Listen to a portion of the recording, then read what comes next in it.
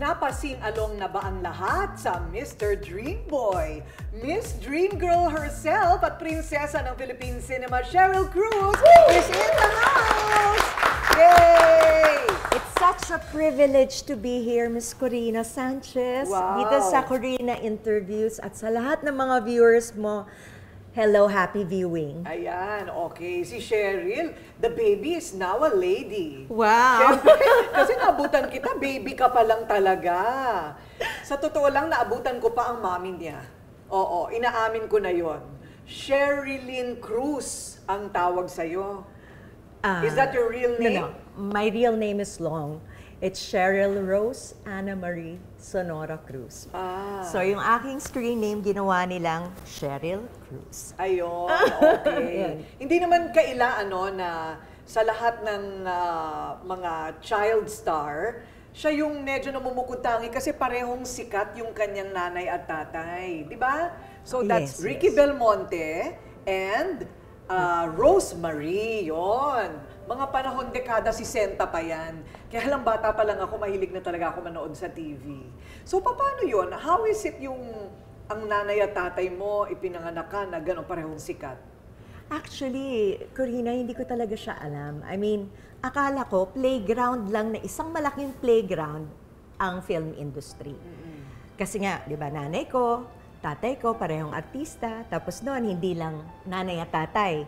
Uncle ko, auntie ko, right. Uncle Ronnie, Auntie Susan. Ay, oo nga pala. Pati si FPJ at Susan Roses. So, ang akala ko, isang malaking playground ang industriya ng sining. Yan. So, sumasama-sama ka sa mga shoots nila, mga shooting? Sinasama-sama nila ako. Naging extra pa nga ako sa isang film ng tatay ko dati. Nakasama sila Miss Liza Lorena. 2 years old ako noon.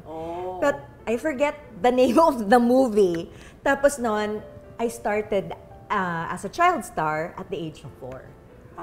4 years old? Yes. Wow. Ang ibang mga magulang, itong mga panahon na ito, parang yung kanilang mga anak, parang nilalayo nila sa limelight. Kung minsan ayaw pa nga nila ipag-social media, no?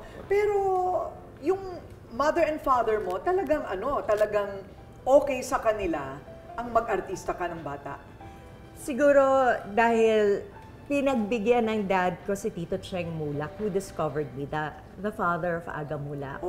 Because my father used to work before sa Wonder Films, the Wonder Films nila Nino Mulak, nila Tito Alex. So, one time, pumunta siya dun sa bahay namin sa Valle Verde when I was 4 years old. Tapos, siguro nagkaroon sila ng konting meeting ng dad ko about the film that he was doing. Nakita ako. Sabi, uy, may anak ka palang babae. Mahilig ba yung mag-artista? Ganyan. So, impromptu, on the spot, pinag-audition ako dun sa garden sa bahay namin. Okay. Tapos, ipinarehan niya ako doon sa pamangkin niya na si Onin, si Nino Mulak. So si Onin talaga ang first love team ko sa film industry. Naku, mga paslit pa kayo doon, Oo nga. At tapos nagpipiknik pa kami doon sa merong gilid ng Valle Verde na hindi pa ginagawang condominium unit. Hindi pa siya ginagawang living complex noong time na yon. Kaya puro greens, puro mga puno, tapos doon kami nagpipiknik. Wow. So enjoy ka naman. Enjoy naman. Pero aminin mo, meron ka na talagang hilig. Performer ka na siguro, talaga. Siguro talagang nasa dugo na. Dahil nga, doon sa side ng dad ko, sa mga cruise, talagang entertainers, biro mo mga musikero.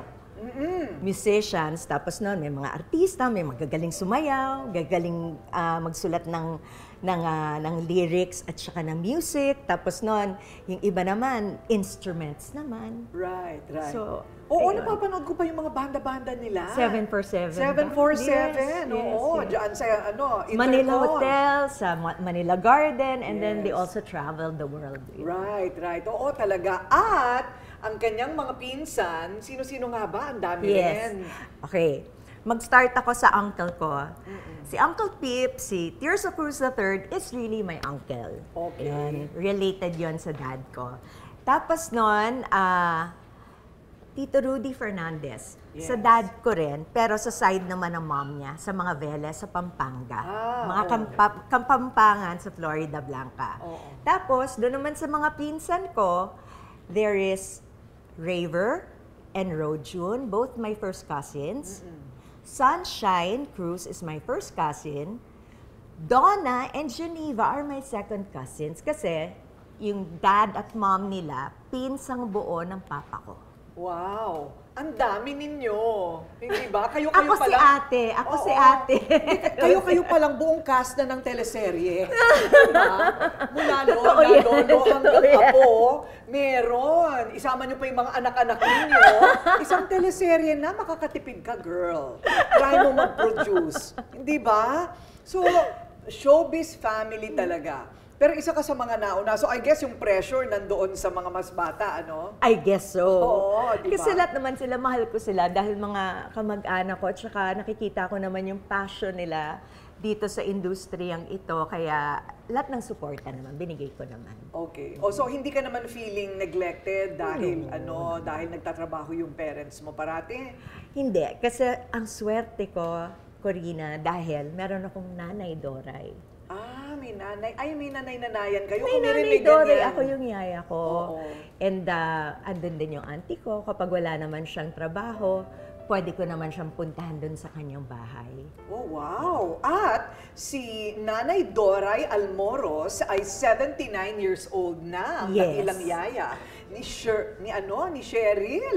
At nandiyan pa rin siya sa'yo? Andyan siya. Andyan siya. Nakilala pa siya ni Abon, yung common friend natin sa Cebu. Really? Sa Cebu? Yes. Wow, malakas pa. Malakas pa. So siya naman ngayon nakatoka sa anak mo. Yung anak ko is already 24 years old. So, Okay. she's very independent. Pero, But when she was tumutulong-tulong young? siya. When she was young, isa si Yaya sa mga nag-guide sa kanya. Pero may Yaya talaga siya. Si Yaya, ever since 16 years old, nasa family na namin. So, I'm so blessed kasi hindi pa ako pinapanganak sa mundong ito, andyan na siya. Wow! Every family should have like that, no? Hindi lahat nabibless ng ganyan. Ano na yan, treasure na sa amin. Oo, treasure na talaga. So, nakakatuwa. Para siya naging kapamilya na talaga. Talagang no? pamilya na. So, what a magical childhood. Actually, it was a happy childhood. Saka although there are times na medyo meron ding mga struggles or may mga times na nalulungkot ka din pag wala doon yung mga magulang mo, kahit paano napupuna naman ang pagmamahal ng mga kapatid ko, ng yaya ko, ng mga kaibigan ko. Oo. So, masasabi bang idol na idol mo yung mommy mo noon? Sasabihin ko na isa siya sa mga favorite ko. Oo. Kasi kung titingnan ko lahat ng magagaling at magaganda at talentado ng mga artista na meron tayo dito sa industriya natin, sasabihin ko na isa siya sa top 5. Ayun, yun. Kasi andyan pa ang Auntie Susan ko.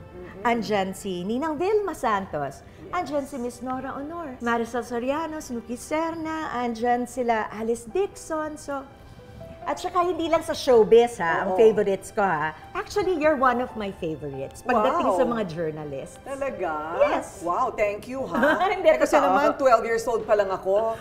Nag-news na ako. Kaya napapanood niya ako nung child actor din ako. Hindi, pero kasi yung passion mo, Miss Corina, hindi naman to sa walang halong biro. Nakikita ko yung passion mo, yung dedication mo, yung authenticity mo, at saka yung effort na nilalagay mo sa mga proyekto, sa mga specials at interviews na ginagawa mo. Walang katulad. Wow, maraming salamat. At hindi pa tapos. Mukhang ayaw pa nila ako ipagretiro. At ako'y... Hindi, kailangan ka pa namin dito. Oo, naku, bibiyahe pa ako na naman bilang reporter. Teka muna, bago ang lahat, inabot mo naman sa iyong napakabatang edad yung Best Child Star, di ba? Yes. Ano ba yun? Ano ba yung Best Child Star? Ayan! Oo, gusto ko ng ganito. Best Child Star. Para naman sa ang pelikula ito o TV show ba? I think that is for, I think this is for Basang Sisio and the other one is for Roman Rapido. Ay, ang dami mong trophy. Best Child Star na kaagad. Wow! Talagang nasa dugo po niya, hindi ba? 4 years old pa lang, award winner na, ibang klase. Kaya naman pala nagtuloy-tuloy at tuluyan na ngang kuminang ang bituin ni Cheryl sa showbiz lights, camera, action! Biglang sinigawan ng batikang direktor dahil hindi siya magaling umarte, ha? Sino naman itong direktor na ito at napaka-demanding? At ano naman yung mga tungkol sa love scene? Yan ang ilan sa mga hugot at pagsubok sa pagiging artista na ikukwento sa atin ni Cheryl. Huwag kayong aalis dyan.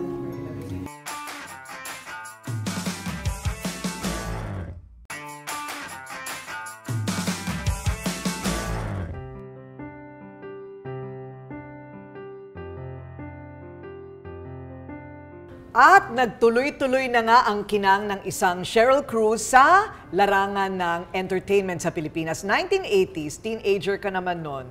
Parang tuloy-tuloy yung karera mo, no? Parati kitang napapanood eh. You were everywhere, right? Mula pagkabata hanggang teenager, pero natapos mo naman ang school. Yes. Ah, okay. With the help of my parents. Kasi ang kasunduan namin, 85 and above, kailangan ma-maintain ko. Okay. Sa St. Paul's College of Pasig yan. Kasi from Pleasant Hill, I transferred to St. Paul's College of Pasig.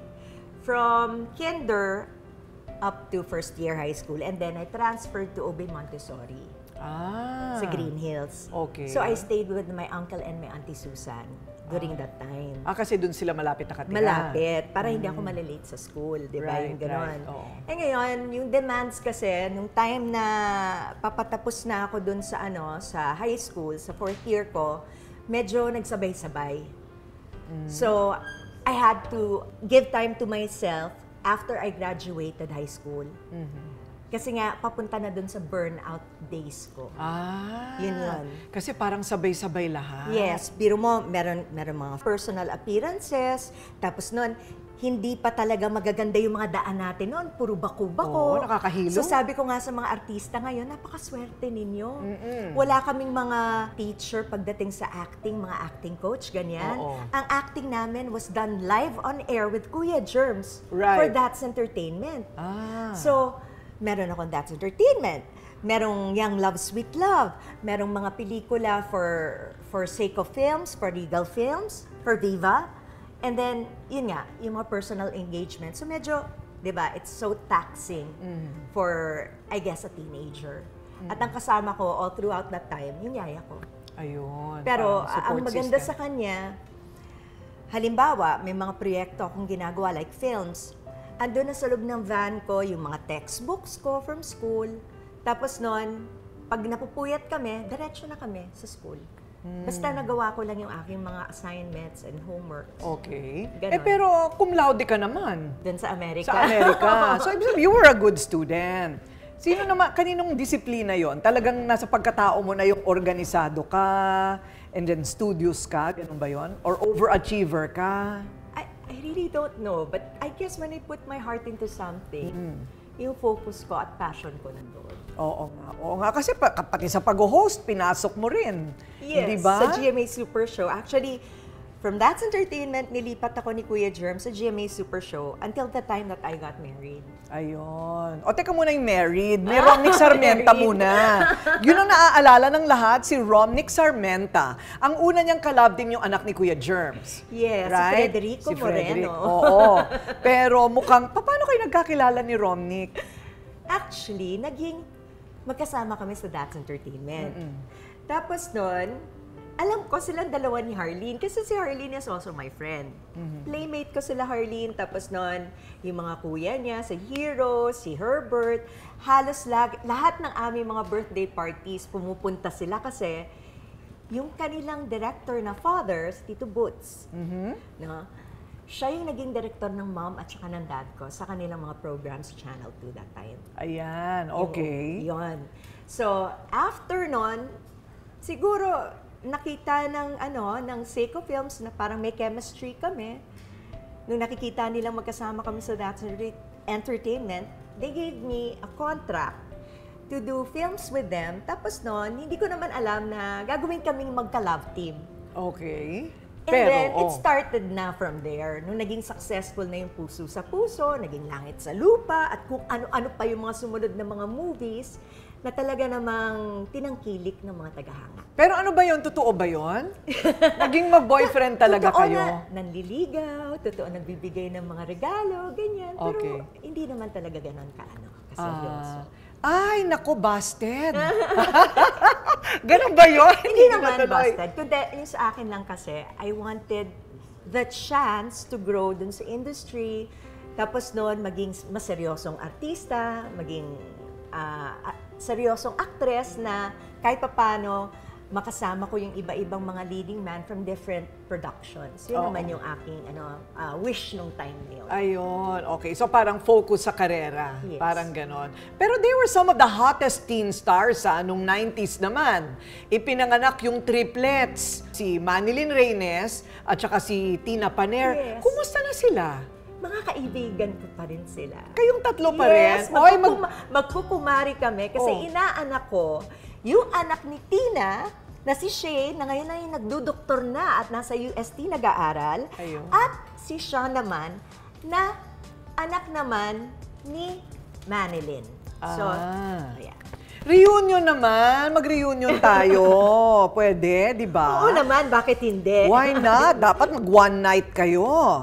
Di ba? One night na mapapanood ng mga fans ninyo. So, lagari po siya sa racket, sa totoo lang. Mula Luzon hanggang Mindanao, right? Yes, Apari hanggang Holo. Yung ba yung sinasabi nila? And actually, I'm very grateful dahil sa trabaho ko, nakakapunta ko ng iba't ibang bansa at nakikita ko ang ating mga OFW workers doon when we have shows and concerts.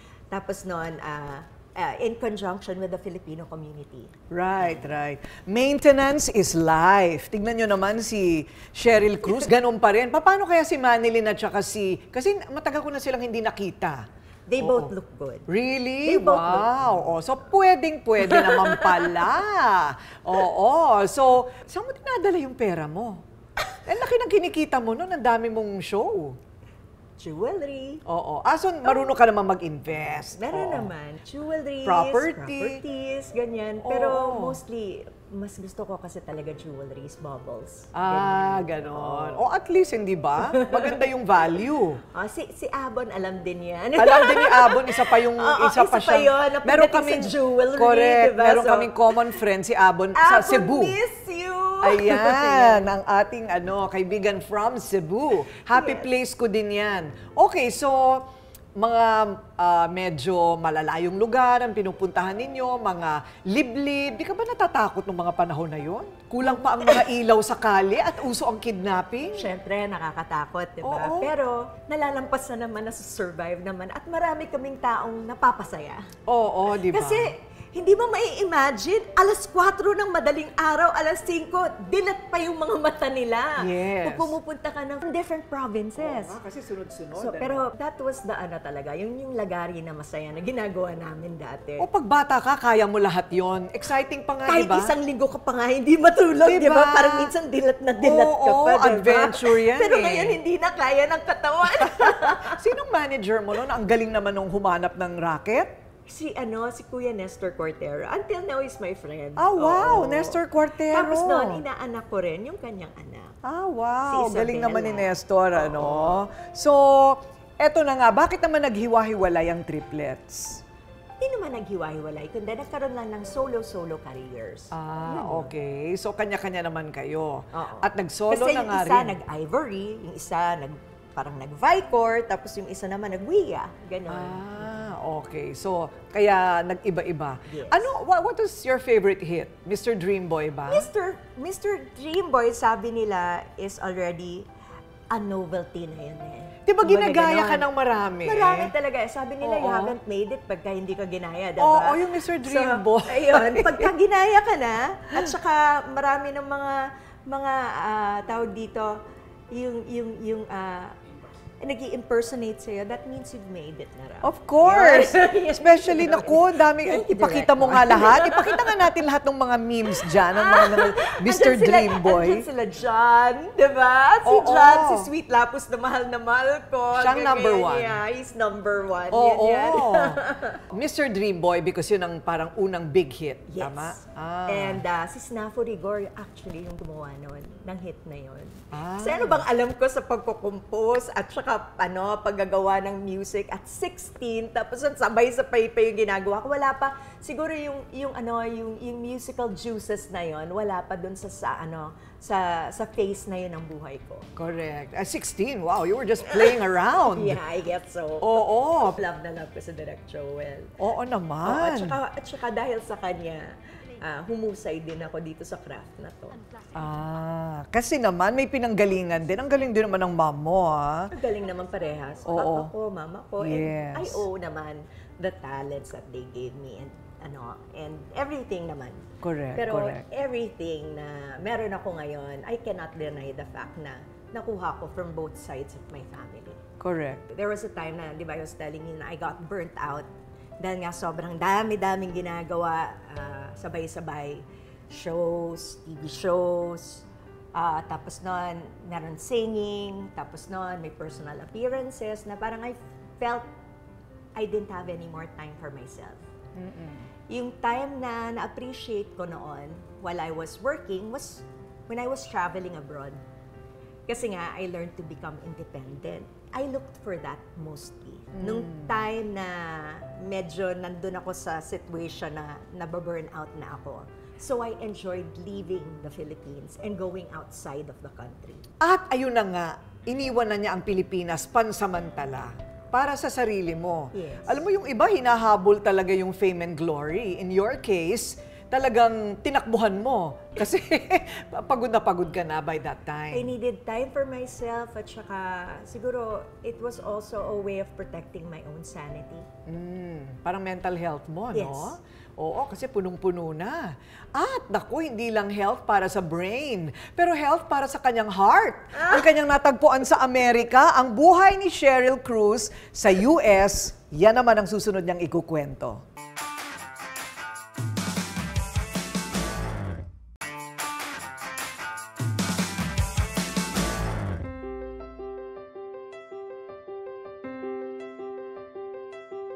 Goodbye, Philippines, and hello, America. Yun na muna ang buhay ni Sheryl Cruz sa US. Ilang taon ka doon in total?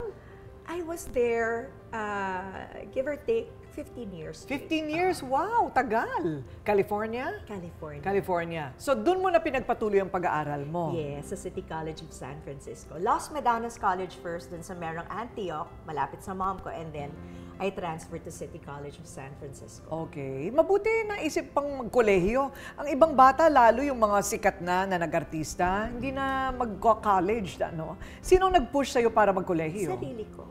Sarili mo lang talaga. Hinanap ko talaga. Hinanap ko talaga because I really wanted something that I can call my own achievement. Okay. Personal achievement. Okay. Yun yun. Anong kurso ang tinake Liberal mo? arts major, tapos nun, minor in English. I see. Talagang for discipline, no? Just for the discipline of it. Okay, pero habang ikaw ay nagsusumma cum laude doon, Habang ako ay nagkukum laude. cum laude, yung anak pala niya yung summa, tama? Yes. Okay. O habang siya nagkukum laude doon, may nakilala siya dahil rumarakit pa rin siya.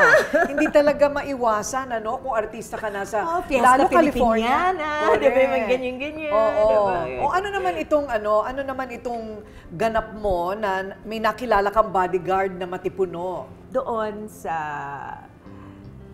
Pier 45. So one time, I was invited. Tapos doon, kasama ko pa yung dalawang kaibigan ko from the VIP dancers, si Boyet at saka si Albert. Na ngayon, si Albert ay isa ng UP professor.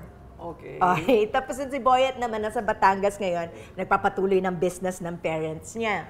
So, silang dalawa yung backup dancers ko. Pagkatapos, meron kaming mga bodyguards, ganyan, security na Filipinos because they give their time para pagka merong mga ganyang events, they give their time para makatulong sa Filipino communities. Isa doon yung tatay ni Ashley, si Norman.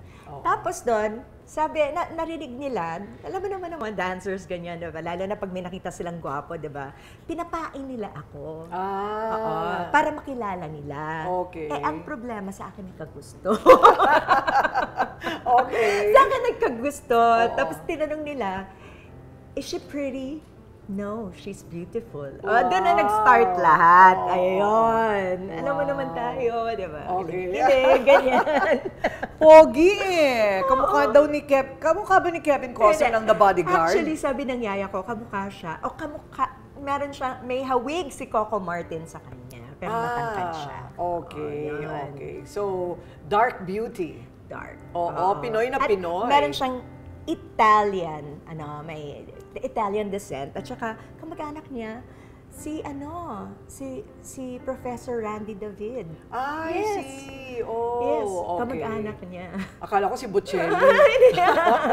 Okay. So, halos love at first sight. So, nagligawan, pagkatapos, nagpakasal. Yes. Doon kayo, Tatlong beses nagpakasal, Wow, actually. in love kayo Hindi kayo masyadong in love Hindi nga. Oo. Una, actually, masaya because yung pagpakasal namin sa Amerika, ang witness yung mom ko, tapos noon yung stepdad ko, tapos naka-jeans lang kami. I was wearing white jeans, he was wearing jeans, ganyan. Right. That was in South Lake Tahoe. Oo. And then after noon, nung nabalita ko na dun sa brother ko, umiyak siya. Tapos noon, sinabi niya sa auntie ko, nagiyakan sila. Bakit? Parang siguro dahil kakasal na yung sister niya, Ah, di ba? okay. Dahil ako lang yung kapatid nilang babae. Diba? So, yung kuya ko, he felt sad and happy at the same time because he knows na I was really working so much. Na I really barely had time for myself, barely had time to meet, people that I would connect with, and I was fortunate that time na nakilala ko yung taong ito. Ayun. Diba yung ganun? But until now naman, very fortunate pa rin naman. At ito namang si Ashley, right? Yes. Ashley. So, lumaki siya sa Amerika. Lumaki siya hanggang 5 years old siya doon. Ako yung hands-on na nag-alaga sa kanya. Kasi may auntie at that time, na pumunta ako ng Amerika, she wanted me to bring a yaya. But during that time, di ba, na-experience ko growing up, na yung yaya ko talaga yung kasama ko lagi, parang gusto kong ibahin yon. I wanted my daughter or my child to feel na ako talaga yung nagpapalaki sa kanila. Not because I didn't need the help of yayas, but because I really wanted to connect with my child. Yun Right. yun. Okay. So, okay naman. Okay naman. Okay naman. Mahirap yun, Mahirap siya, pero nagagawa ko lahat. Maglinis ng bahay, tumulong sa pagluluto, sa pag-grocery, sa paglalaba. Tapos noon, magpalit ng mga bed sheets. Tapos noon, maging asawa, mag-drive, mag-aral. Ganyan talaga ang Amerika. Ganun. Oo. Pero kaya nga sabi ko nga, pag kumukuha ako ng mga kasambahay, ganyan, at i-interview sila, hindi pwede talaga yung iisang bagay lang yung alam mong gawin. Mas maganda, mas ma-appreciate mo pag marami silang alam na gawin. Right. Tsaka nakikita ng anak mo yun. Magandang training din sa anak yun, right? Okay, so until 5, you mean bumalik kayo ng Pilipinas? Yes, because my uncle, after the elections, and he lost, I went to the States. Tapos noon, yung time na yon, nagkaroon kami ng konting family reunion. And then he saw me. Tapos noon, syempre, na-miss ko. And then, sabi niya, meron na akong Cheryl dun sa Pilipinas. I didn't know that he was talking about my pamangkin, Alexandra, who looks like me. Sabi niya, meron na akong Cheryl doon. Talaga? Oo. So, nung time na yon, he was going to have a family reunion. Tapos noon, yung kanilang wedding anniversary ng aunt ko because they were married December 25th. So, uwi kami lahat para makita namin yung isa't isa, ganyan. And then I didn't know that was the time I was gonna pass away. Ayun. So, yun. Oo. So, massive heart attack? Actually, it was it was a stroke. It was a stroke. It was a stroke. He was so young. Yes. Nasa pamilya ba nila? Nasa lahi nila? Parang what I've heard is medyo hindi na nila napacheck yung mata kasi di ba usually minsan nahihilo, ganyan. Tapos doon, I guess, the pressure also of running the elections and what he went through, di ba? So, a lot of things already contributed to yung demise niya. Oo. So, na-shock ka? Kasi syempre, ang bata pa niya, di ba? Hindi naman na-shock, kundi yung time kasi na umuwi ako ng Philippines, it was great na I was able to revive my career. So I was doing a film at that time, Mano Po 3. So Lamangan ulit yung aking director. So we had to travel first to China and then the second time out of the country was in Thailand. Tapos noon, yung time na yon, yun yung time na dinala siya sa ospital. So yung time na yon, syempre, when I've heard news dun sa set ko na he was brought to the hospital, syempre, di ba, as a family member, somebody close, na parang anak na rin, na lumaki sa kanya, medyo parang nakakaratel. My brother had to drive my auntie to the hospital kasi walang driver nung time na yon. So, tarantarin yung brother ko nung time na yon. Kasama yung isang pinsan ko si Jeffrey. Joseph was still in the States. Tapos noon, ako nga, nung nandun ako sa Thailand, when I found out about that, syempre medyo nako-concern na rin ako, ganyan. Tapos to the point na sinabihan ako at ng manager ko at that time, si Tita Dolor, sabi ng Mama Inday mo, focus ka sa work. Focus ka sa work mo kasi walang mangyayari kahit na ano pa yung ma-feel mo, di ba yung ganyan. Ang importante, focus sa work. And then when I was able to talk with my aunt, she told me the same thing. Sabi niya, you know what would make your Uncle Ronnie and I happy? Is that you finish your work, walang maging mga delays because of you. So, we can figure that thing out afterwards. So, from the airport, I went straight to the hospital. Yun yung time na magsasacom na siya. And I just saw my aunt.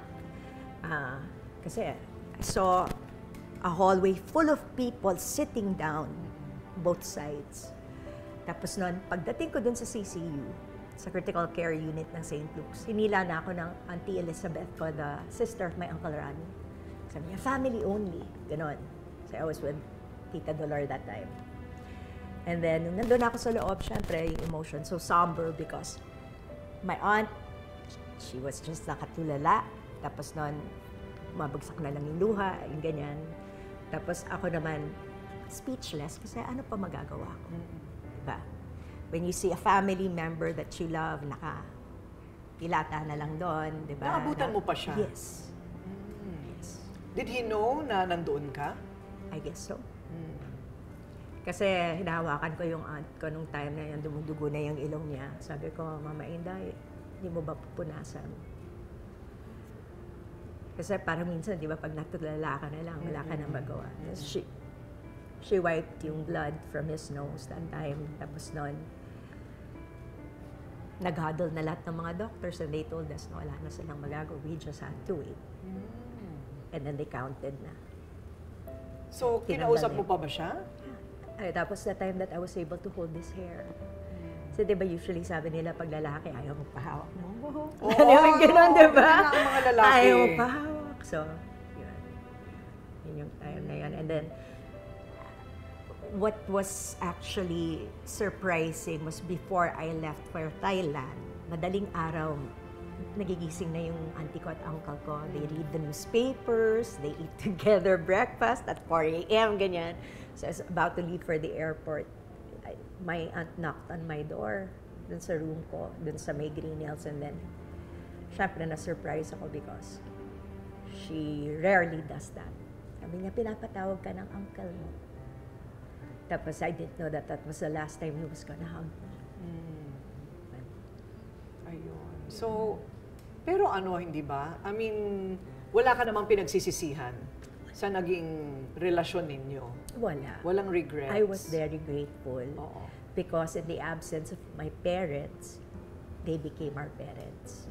At sila na rin ang naging lolo at lola sa anak ko at mga pamangkin ko. Oo, at least nakita yung anak mo, right? Yes. Oo. Nako, talaga naman, oo. Ang buhay, hindi mo talaga masasabi. Hindi mo masasabi. Mm. Of course, that time, yes, I went through depression. And then, how I was able to cope up with my depression was through music. I played the piano. I learned again because from the guitar, I was able to play the piano. Ang nagturo naman sa akin ng bass guitar was my Uncle Jerry. Yung kapatid ng tatay ko, who was living in Los Angeles. So, pag pumupunta siya ng Pilipinas, siya yung nagtuturo sa akin ng bass guitar. And from there, I was able to apply kung ano yung alam kong knowledge from the guitar to the piano. Ah, talaga? Musical talaga kayo, ano? Tapos nun, Oo. doon, nag-start na ako mag-write ng lyrics to a song until nagkaroon ng Mananatili. So that's one of the favorite songs that I actually wrote. And it's not only for somebody that you love, kundi it's for everyone you love. Yun. So meaning, ano ang mananatili? Yung pagmamahal mo sa kanila. Ah, yun. Kahit goodbye. Kahit nag-goodbye na kayo, Oo. magiging parte pa rin sila ng buhay mo. Ay, naku, naiiyak naman ako dyan. At naging award-winning ang kanta. Yes, ano the nga pa yung Star award niya? Awards. Yeah. Star Awards for Music as Best Pop Female Vocalist of the Year. Galing naman. Talagang, well, you know, with pain comes purpose. I guess so. Diba? Sabi rin yan sa akin ni Miss Pops Fernandez when I was writing already. Oo. Talagang may binubunga naman yan kung alam mo lang i-channel ng tama. I guess so. And nasa naman ang daughter mo in all of this? Right now, nasa mga uncles niya siya. Oo. Because one of my cousins, para kasi mga kapatid ko na to yung si Joseph and Jeffrey, one of them is getting married soon. So, andun siya ngayon, helping in the preparations. Oo, syempre yan naman ang source of joy ni Sheryl Cruz. Talagang yan ang pinakamaganda mong award. I think your daughter, no? My daughter talaga. Talaga. Pride and oo. joy. Pride and joy. Tsaka dinaig ka, Day. At gusto ko yun. Oo. Because di ba, pag meron tayong anak, we want them to be better than us. We want them to surpass us. Correct. Dahil siya cum laude, yung anak niya, summa cum laude. Excuse me. Oo. Okay, balik saya tayo, ha? Sa ating pagbabalik, yung mga hindi ninyo nalalaman tungkol kay Sheryl Cruz.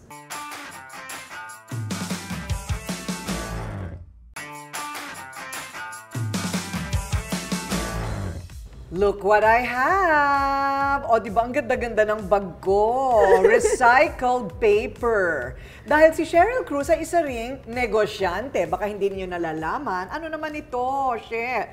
Ang ganda. Yan ang bag na dinesign ng kaibigan kong designer sa Amerika na si Andre Soriano. Okay. I'm actually very proud of him kasi he's one of the best designers right now na Filipino. Oo. Filipino descent siya. Right. Oo. Okay, so ano naman ang ginagawa Ngayon, mo project? So ako, tumutulong kasi ako sa mga marginalized women natin dito sa Pilipinas Oo. na gumagawa ng mga weave ng mga banig na papel. Ganyan. Ayun. Made out of newspapers, magazines, mga directory, ganyan. Ay, alam mo, bagay ito ibigay sa mga reporter. Kasi dyaryo ang ginamit. Oh, Yes. Paano siya hindi napupunit at papel siya?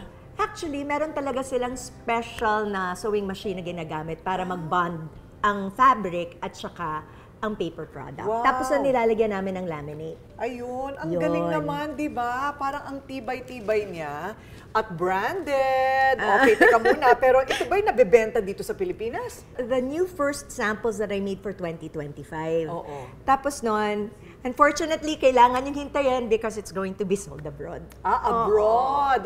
Okay. So, yan naman ang kanyang kontribusyon sa Women's Month. Okay, di ba? So, Thank ito ay you. para sa mga kababaihan na nasa bahay, nag-aalaga ng anak, para meron din silang kabuhayan. Yes. At Oo. meron silang dagdag na pang-alawan sa kanilang sarili. Correct, Yun. correct. Oo, naniniwala talaga ako Women's Month. Ang babae talaga, kailangan tulungan ng sarili niya. Yes. Dahil napakaraming paraan para kumita kahit ikaw ay nasa bahay lang. Tama. Diba? Kahit nga sa TikTok at sa phone, di ba? Oo, kahit na Dami-dami TikTok, nga, pwede di ba? pagkakitaan. Why not? Dahil kay Cheryl, maraming mga babae ang nagkakaroon ng dagdag na income. Yan. Di ba? Kaya ka nasa Virginia. Virginia, yes. And your daughter Ashley is in California. San Francisco naman siya. Okay, kumusta naman si Ashley ngayon? Ang summa cum laude natin. Andun sa uncles niya ngayon kasi malapit nang ikasal yung isa kong pinsan. So, tumutulong siya sa mga preparations nila. Okay. Is she already a practicing, psychologist? She already did an OJT for one big firm here in the Philippines. But then, syempre, I cannot deny the fact na meron siyang mga sarili niyang passion sa industry na gusto niyang, I think, i-explore. Right. So, hindi ko siya pinapaunahan. Okay. So, yes, malaki na siya. Ano naman ang interest niya ngayon? She really writes well. She She writes well. Okay. Komedyante rin siya. Oo. At magaling din siya pagdating sa pagsasalita, pagko-communicate. So, I guess meron din siyang future dito sa journalism. Oo, ganyan. performer rin ang kanyang anak. Hindi ba? Pwede, why not? At lalo na yung analysis dahil psychology ang kanyang pinag-aralan, mapapakinabangan yan bilang isang reporter or journalist, komentarista. Yes. Why not? O hindi ba? O pag ready na siya, mag-apply siya sa amin, baka Yes, sakali. ethnic studies pang minor niya. Oh, wow, hindi ba? O malay mo, hindi natin masasabi. Okay, Oo so, nga. anong klaseng mother ka naman? Mas hands-on ka kaysa si Rosemary sa'yo dati. Okay naman si mama. Kasi parang, di ba, as I've mentioned to you, parang kapatid nga yung tingin ko sa kanya. Even my dad. Di ba yung ganun? Hands-on ako kay Ashley, but now that she's already matured and at that age na where she can be independent and responsible for herself, I let her spread her wings. Di ba yung ganun? But I'm just there, like I told her, andito lang ako if you ever need me or if you ever need advice. Pero hindi ako kasi yung tipo na mom na pangungunahan ko siya. Kaya nga, when I had a meeting recently with my manager, si Rams David, for my recent upcoming projects na, we were talking about it. Nung kinausap siya, sabi ko, separate ko muna yung sarili ko kasi I don't want to be like other mothers na nakatutok doon. Ikaw yung manager, Oo, ayoko yung gano'n. So she can decide for herself. Yes. Wow. Naku, mukhang dun din patungo. Hala. Ayan. So, ang hindi pa rin ninyo alam tungkol kay Cheryl ay mahilig din siya sa animals. Yay! Nadadagdagan ng tribo namin. Ilan ang pets mo? Sa bahay, 4. 4. May pagong ako, ang pangalan niya si Manila. Pagong? Yeah, Manila yung name niya. Okay. Tapos, may 2 kaming aso. Yung aso ng yaya ko, si Spot, na Chihuahua, at yung aso ko na Pomeranian, si Erlo, na pinangalanan ng anak ko. At meron kaming pusa na tuxedo cat na ang pangalan ay Mr. Pickles. How cute naman. Walang kuneho? Pwede kita regaluhan. Sige. Kulang na lang kuneho. Hindi ba? O, talo kita. I have a pet dragon. Wow! I do. I have a big lizard like that. It's a dragon. Wow! Na dilalagay-lagay namin dito. Oo. Kulang na lang. Exotic Oo, animals. gusto ko nga mag-alaga ng baboy. Kaya lang, hanggang kumakain pa rin ako ng barbecue, hindi ko yan magagawa. Ako, before I had an arowana. Okay. Malaking-malaking ganyan. Hanggang sa inulam nyo. Ay, hanggang sa tumalon ng ano. Ay, tumalon. Oo, tumalon. Ay. I think broke one of my accidents. Yung sinasabi nila ganun, di ba, usually? Okay. Sila ang tumanggap. Oo, sila yung tumanggap. Sila ang tumanggap. Okay. At eto na, hindi pa rin siya tapos. Para naman kasi, ang dami-dami pa talaga niyang energy. Sabihin mo ka sa akin kung ano ang diet mo. Hindi ba? Dahil nakakasampung Best Actress Award na siya, hindi pa rin siya. Tapos, I can't believe it. Yung mga iba, acting ng acting, hindi makakuha ng award. Ikaw nakasampu ka na. Actually, honestly gave up on receiving awards because may times na pag alam mong you put your heart and soul into it tapos hindi ka ma-recognize, hindi ka ma-nominate, di ba yung gano'n? Di ba nakakapagod yung gano'n? Tapos you give it your all. Even as a journalist, I guess, di ba yung ganyan? Yes. To the point na nasabi ko na kay Rams, Rams, sabi ko gano'n, pag may awards silang ibibigay, ganyan. sa'yo na lang, ayoko nang kunin, ganyan. Oh. And then, lo and behold, dumating yung attorney, Lilet Matias, attorney at law na proyekto na ginawa ko almost 2 years on air sa GMA. And it never really occurred to me na I would be getting a lot of awards na sunod-sunod. For that. Yeah, sinimulaan ng organization nila Richard Hinola hanggang kay Direk Rom Borlat. Tapos nun, sa mga kaibigang kumpres sa PMPC. So, I don't know. I'm just so happy and thankful na yung sinasabi nilang i-take over till the fat lady sings. I guess that's really true. Oo, as long as Tsaka you have kahit something to harangan give. pa nila ng sibat, di ba? Yung gano'n kung para sa'yo, ibibigay sa'yo. Kaya ako, ever since that time na sumunod-sunod na yung awards, thank you for all the blessings. Wow! Oy, palakpakan naman natin, Cheryl Cruz, award winner!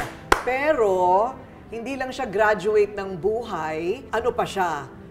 Cum laude ng buhay. Knocks naman. That's a school of hard knocks, di ba? Yes. Talagang ano ka dyan. Cum laude ka rin dyan, girl. Ang dami mo rin pinagdaanan. Hanggang ngayon, di ba? May ganun.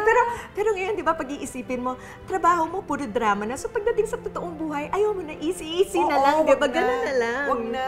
Kaya papasukin na natin si Yaya. Nanay! Kasi kanina ka pa namin pinag-uusapan. Ayan. Isputing naman itong si Yaya. Nay, kiss ka muna kay Corina. Ayan. Kumusta na, Yayay? Kilala rin to ni Abon. Ganun ba? Kasama Okay. ko siya sa Cebu. Okay, siya Yan, ang... nanay. Paupuin mo. Yan, Dito ka ako. sa gitna. Yan, Yan. okay. Siya ang Yayay ng bayan. Ayan, Yaya Tudora. Third mom ko na. Third mom. Kumusta naman ang pagpapalaki kay Cheryl? Maayos naman. Lahat naman sinasabi sa kanya, sinusunod niya. Talaga ba? Ano ang sikreto mo, Yaya, na ano? Ganyan ka pa rin kalakas? 79 na? May bawal ba sa'yo? Dami. Marami ng bawal. Daming sakit na si Yaya. Daming maintenance. Ako minsan na nag-check lang lahat ng gamot niya. Sinasamahan ko siya sa doktor. Ay, pagtyagaan, dahil maganda ang buhay, pahabain pa natin. Pahabain pa natin. At palakpakan din natin si Yaya dahil siya ang nagpalaki kay Cheryl Cruz. Thank you, Cheryl, for your life story. What an inspiration and what a triumph. Nay, magbati ka sa mga taga-Antique na nanonood. Bumati ka na pagkakataon mo na. Manood kayo ng Corina.